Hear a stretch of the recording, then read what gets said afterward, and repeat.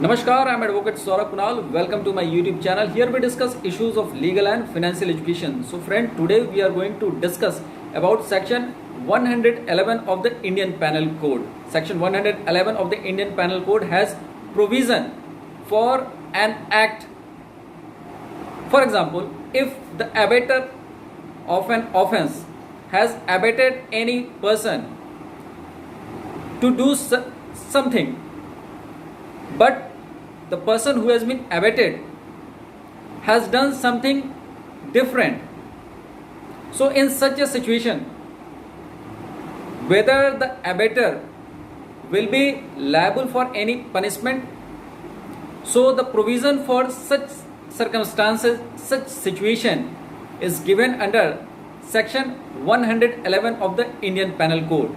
So today in this video we are going to analyze section 111 of the Indian Penal Code. But before that, I want to request all of you that if you have not subscribed to our YouTube channel, kindly subscribe it and also press the bell button to get the notification of all the updates.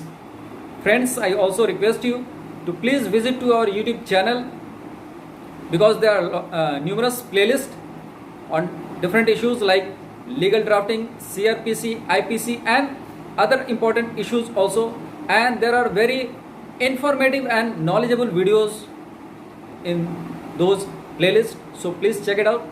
Now coming back to the topic, section 111 has a provision for considering the liability of the abettor in those circumstances where the abatement has been done for a different act, but the person who is abetted or who committed the offense has done something entirely different. So in such circumstances, what would be the liability, what would be the punishment of the abettor? So before analyzing it, let's understand what is the provision under section 111 of the Indian Penal Code. So section 111 of the Indian Penal Code says liability of abettor when one act abetted and different act done.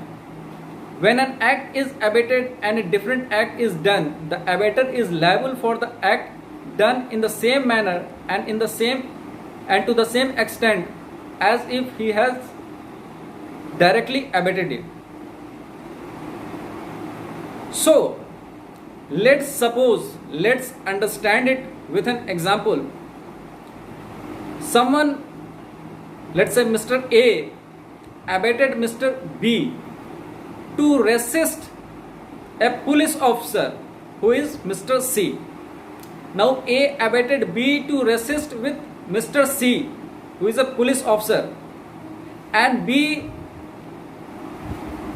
has done the same thing.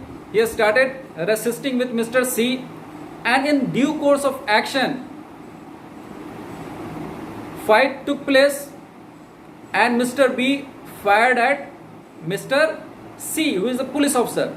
So in these circumstances, whether A would be liable for the murder of Mr. C, even though it is clear that he has only abetted Mr. B to resist, not to kill him.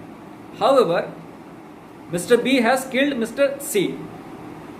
Now there is a proviso in section 101 which talks about the consequences.